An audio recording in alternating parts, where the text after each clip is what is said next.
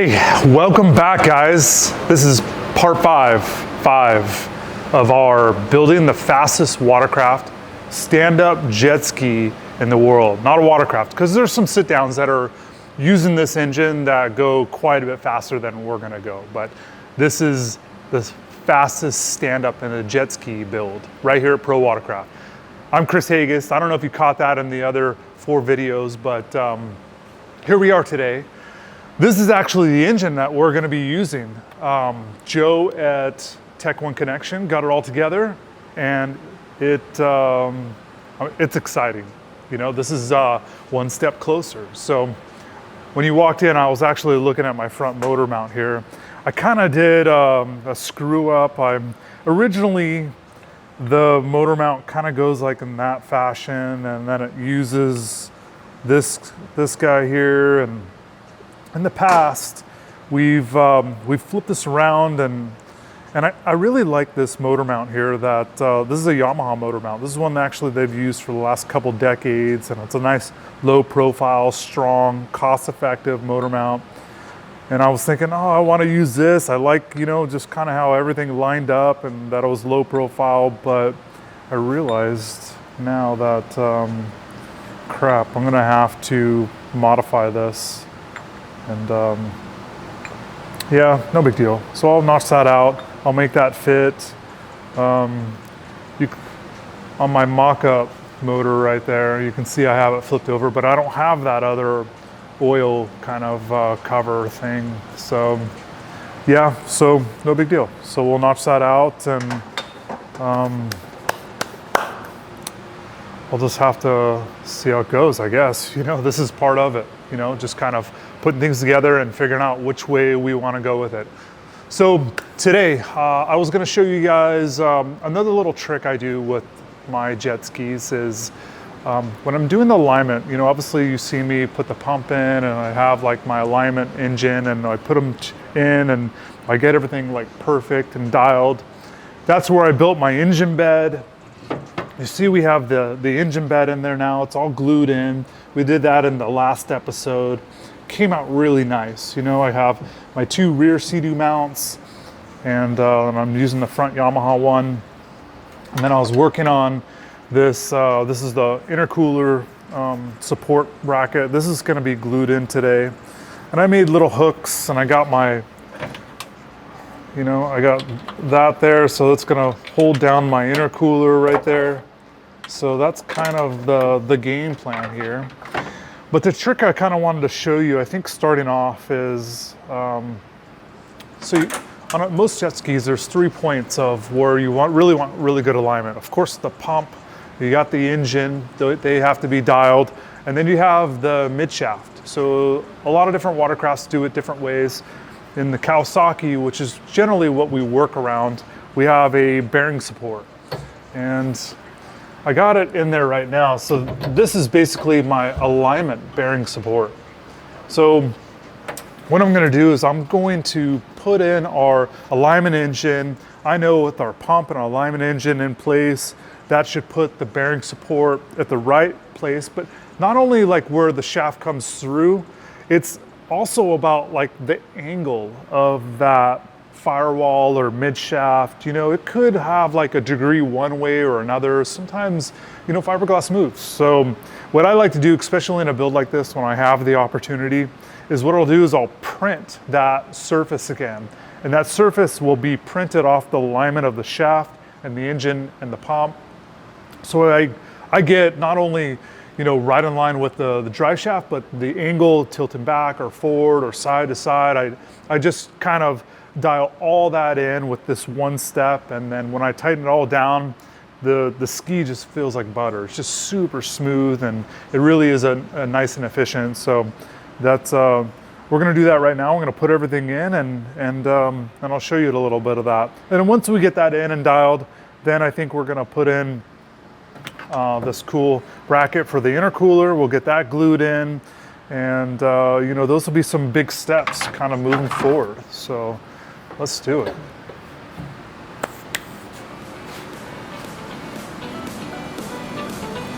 Let's put in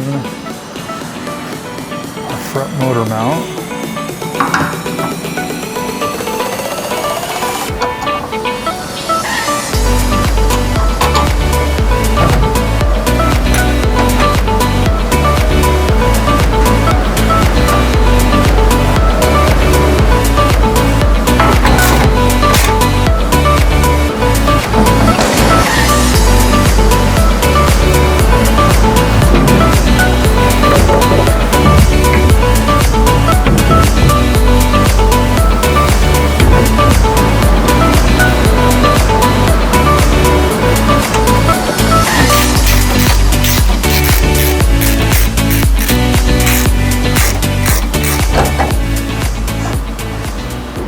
I'm pushing my shaft in now, and once it gets into the engine, it's getting a little tight, which is kind of telling me that possibly something settled a little too much. There we go. Just needed to be wiggled around. So I'm sweating a little bit, you know. I glued this engine in, and everything like was super buttery when I did so. But now seems like something settled, something kind of is a little bit off, and my OCD, it's really not much, honestly. Like once you do put in the pump, the shaft, the bearing support, and you know, everything in the motor mounts, they wiggle, like things usually are totally fine, but I want to know exactly what happened. So I'm sort of like gonna have to like really get into putting on my digital angle finders and seeing exactly what's going on with the engine. But when we started this video, I was showing you like something that, or I was talking about something I wanted to show you, and it's basically this bearing support, right? So this is a bearing support that I put a sleeve into, specifically for my alignment shaft. And what I do is I'll wax the one side of this back side, and I prep down here, and I'll put some of this bonding glue, like what we glued the engine bed in with. And with everything in place, I'll bolt it up, right? And then once it dries, that's gonna give me like that really good surface I talked about, you know? Not only like left to right or up and down or centered with the shaft, like it really is just gonna kind of locate everything where it should perfectly fall into place. At least get me right inside the window. But now that I'm struggling with my shaft, I'm gonna have to kind of investigate a little bit more. I don't know if I'm gonna really get into showing you guys this in this video. Maybe I do a montage a little bit later, I don't know.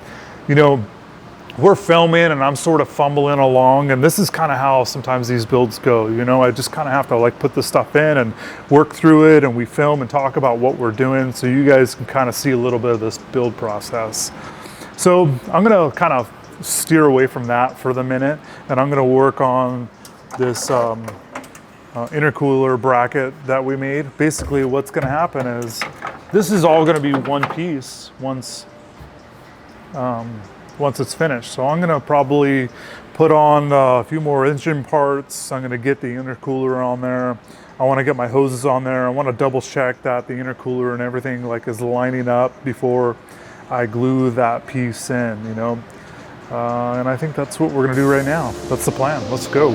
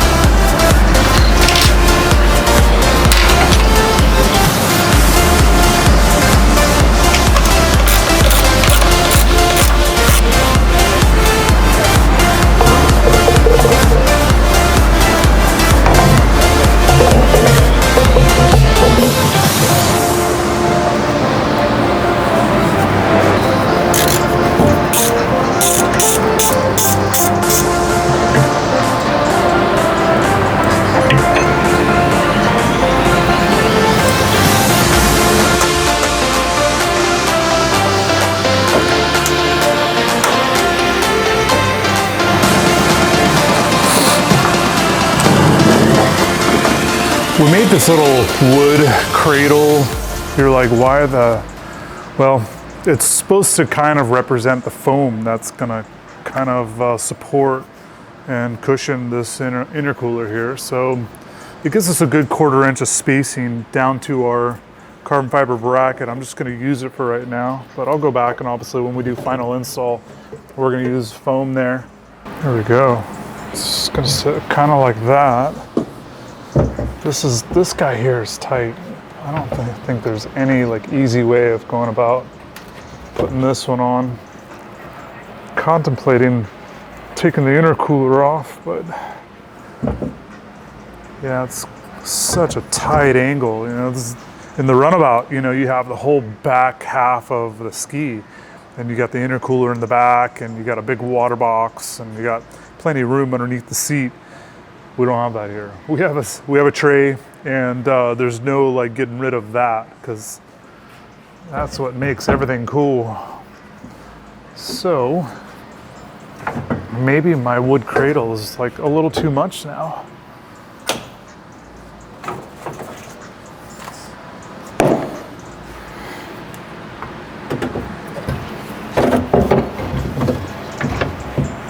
Definitely drops it down some. Ultimately, what we're trying to know here is when we glue this cradle in, is it gonna, everything's still gonna fit. So it better be a yes answer to that one.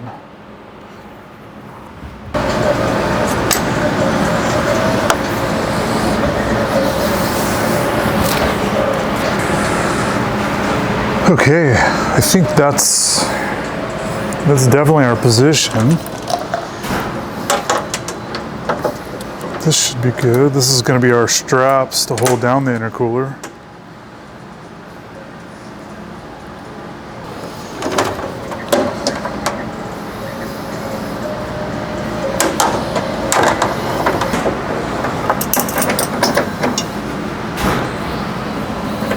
I'm just practicing what we're going to be doing.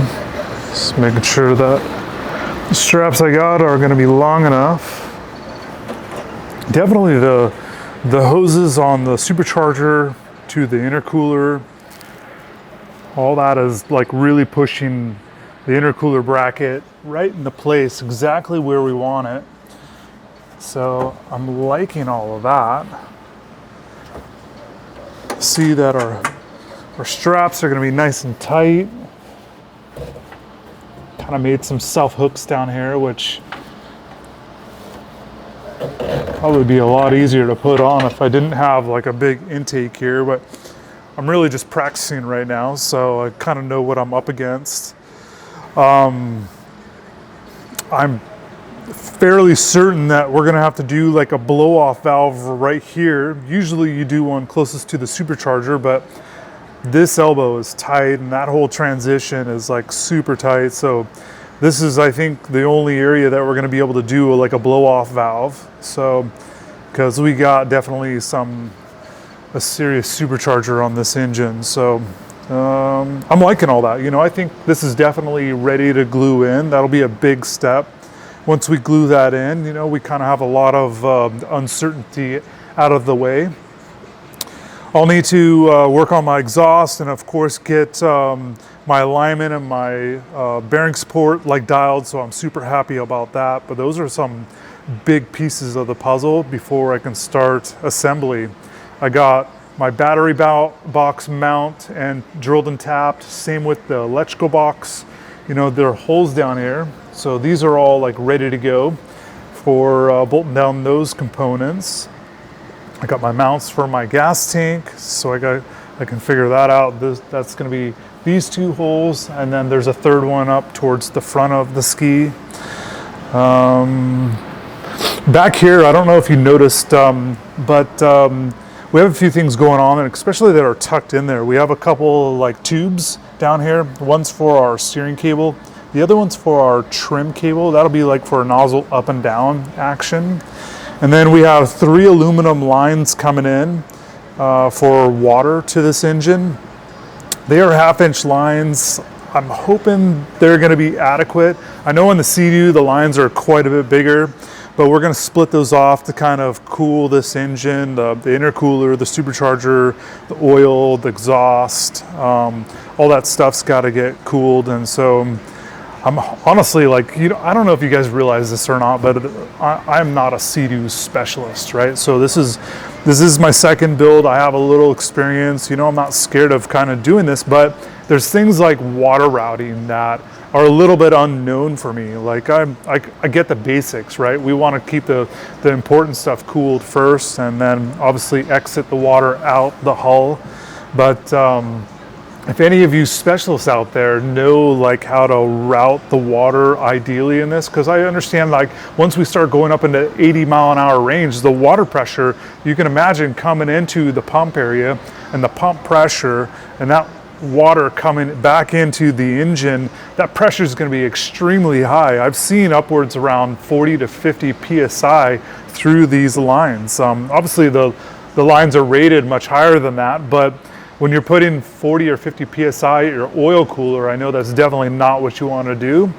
Those components, especially the intercooler, those things can blow out and fail because of too much water pressure.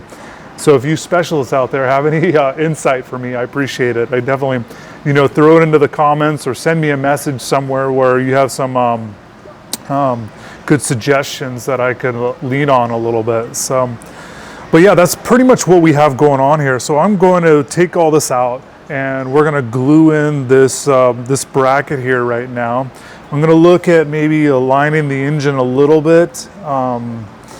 And figure out what the heck, like I'm tripping a little bit, to be honest with you. Like I thought this thing was dialed. So I got to go back in and get my digital angle finder. We'll show you a little bit of that here in a minute here. So I'm going to go scramble, grab a couple parts and come back and figure out what we're going to do. This is a cool little toy. We use this quite a bit, so this thing is super sensitive. Basically it's a digital angle finder, right? So you rest it on the engine and you figure out wherever your dry shaft angle is and such. So generally what I do is I kind of start off at the back and everything goes off of the pump. I kind of talked about this in the previous episodes, so I'll go down here to the pump, pull out my shaft. It's so sensitive you like don't even want to touch the ski, but you get yourself a 0. There we go. So we're 0 on the dry shaft and the dry shaft going through the pump. Then we'll come up here. And a lot of times I'll put it on the shaft coming out of the ski before it goes into the engine, but in this case we don't really have that opportunity, so probably stick it up here on a flat surface. Now when you tilt this thing, it definitely changes the angle a little bit. Generally on a Proforce, I'm like 1.8 degrees. It's kind of where I like to be for handling. To me, it looks like it's a little bit on the low side. I think what I gotta do is probably take off a few pieces and play with this a little bit. So I'm gonna do that now. The build's stressing me out a little bit. Honestly, like the alignment thing, it's not that big of a deal, but I'm just like kind of super particular. And so we're gonna look at like aligning this. But before I do that, I wanna show you a little bit of like the Proforce history, right? So come check this out, because I actually have the very first Proforce I ever made. This is back in 2015. This is actually the ski. This is the first one out of the mold. And we still ride it today. It has a little 750 motor in it. And it's a very fun, comfortable, easy to ride ski. Originally we put 1100 engines in them, but for its time, for 2015, this was a very innovative ski. The way the hood came off, I had a center gas tank. If you ever see original Proforce 1 come up on like Craigslist or Marketplace or anywhere around the world, you want to swoop onto these up. These things are going to be a collector's piece for sure. They're still super fun to ride, but this is a cool look at like where I started with building. Now this is not the first watercraft I built. I used to work for I worked a little bit with Yamaha. I worked with Kawasaki for almost 8 years. I worked at Hydrospace building the first S4. So I have a little bit of experience here. But this is just a cool look at what I built with my terms. So in 2018, we came out with the 2.0. And actually, the 2.0 is probably the most revolutionary piece of equipment that this sport has ever seen. And mostly because of like it's multi-level. Like we basically have a small hull and a big hull built all into one. So this was kind of a crazy idea, to be honest with you. Like I had no idea what I was gonna get when I made it. Sometimes you just have to go for it. But it actually, the turning and the grip and the capability of this watercraft was phenomenal. We loved riding it. So this was actually a very successful skis for us. And you know, it's a very aggressive looking, edgy watercraft. It's beautiful. Again, if you ever have the chance to swoop up on a 2.0 Proforce, man, pick it up. Again, there's only so many of them made. You know, this was a limited production ski. So definitely, again, another collector's piece. And now we're on to the 3.0. 3.0 came out in 2022, actually. But the 3.0, it's intended to kind of be a direct conversion for the Kawasaki 1500 SXR, where we take the handle bracket and the gas tank and, you know, and just basically make it a real easy conversion for you guys to pull out those parts from that watercraft and to put it into our shell. So this is just the start of this build and the progress that we've been making on it. So this is just a good look at the history of the Proforce and where it is today. And now we're getting ready to put some big horsepower into basically this hull, the 3.0 hull. So here's a cool look. Now, the one thing that is unique in our industry is you don't see a lot of stand-up jet ski rentals, but in Lake Havasu, we are the only stand-up jet ski rental, I think, in the world. I could be wrong there, but feel free to correct me if I'm wrong. But basically, when you come to Lake Havasu, you have an opportunity to ride a Proforce. We'll go out on either the first version, the second version, or the third version. We do group rides. It's like an adventure ride opportunity. And we have all this information on our website. We'll throw it up here in a minute and we'll put a description or a link in the description of this video. But you could come to Havasu, be catered to. We have gear, we got skis. We'll take you to Body Beach. We'll take you up to the sandbar.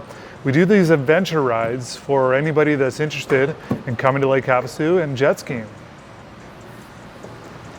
We have a little bit of an issue. Our front motor mount is, yeah. We're gonna have to get creative on figuring out what we're gonna do here. You know, this is part of like the development process of building a ski. I mean, you kind of, you know, with fiberglass and glues, and anytime you have something that reacts, things can move a little bit. And we have a situation where something just didn't set right with our front motor mount. And like I said, I mean, we're talking like 0.5 millimeter stuff we feel a little bit in the drive shaft, but I want to know exactly what it is, because when I'm done figuring everything out, where our layout is, the design, I am gonna make a mold of this engine bed, because we plan on repeating this process. We plan on building more of these supercharged stand-ups for you guys to buy.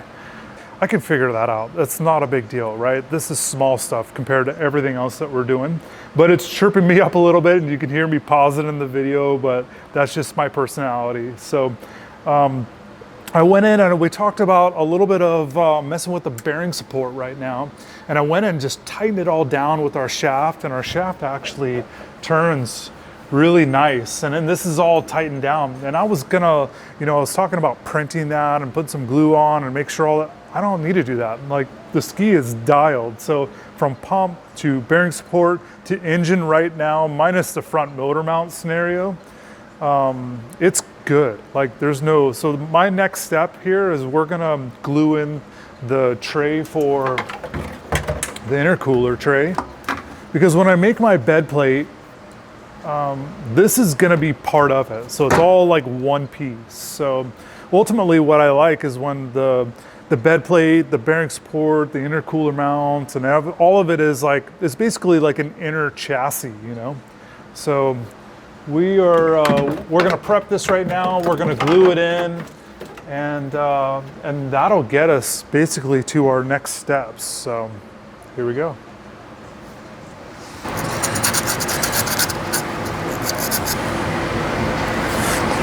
You actually did a really good job on this. I think this piece came out pretty wild. I had no idea what it was gonna look like. You know, to be honest with you, I'm all like, oh my God. Sometimes you just go down a path and then you're like, hey, it came out pretty good. Came out sick. You know?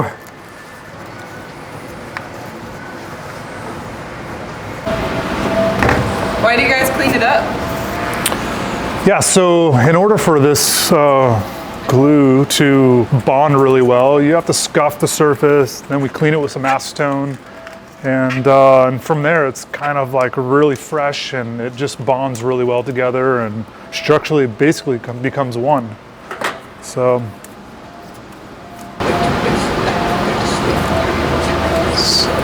make sure it mixes properly this time. It's go time.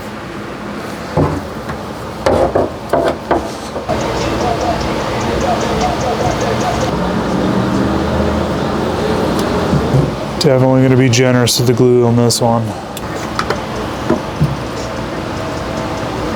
Obviously we want this bottom hose to have like a clean shot back to the pump so it drains really well.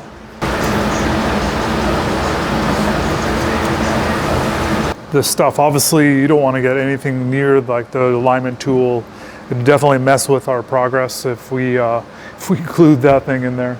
But I'm going to continue to glue this, and hopefully you guys continue to keep watching the series. You know, don't forget to like and subscribe, and thanks for sticking around and watching our build come together. This stuff gets boring. A lot of times we just got to like break away and just go ride, right? I mean, I want to ride this, but there needs to be that balance of work and play. So we should go to the body after this. Deal. All right. Let's do it. All right, let's finish this up.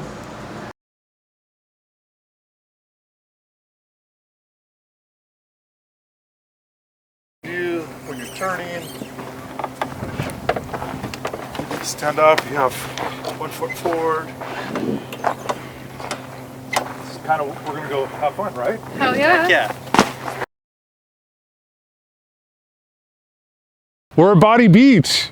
What better way? What better way to come to Lake Havasu and get to ride a Proforce right here in the legendary Body Beach? How magical is this place? Beyond. Yeah, Beyond. Absolutely. Worth every second. Hey, you know, him and I have been doing some cove rides, and this is part of like this jet ski rental biz where you get to come ride the coolest skis. We'll ride Body Beach, or we'll go bomb some coves, kind of run the shoreline, you know? It's a lot of fun. We're gonna do a little bit of that today. Hell yeah. All right, check it out. StandupJetSkiRental.com. The other thing you should know, like depending on your skill level, we have watercraft of all kinds of different horsepower. We can go from 80-ish horsepower to 150 horsepower. Hey, if you're brave enough to ride the supercharged ski, you could even rent it as well. Why not, right? So like no matter your skill level, these watercraft are the easiest you'll ever stand on. In fact, just this summer, I had some like 60-year-old ladies that came and rented one of the Proforces, and they had a blast. So all is welcome is what I'm saying.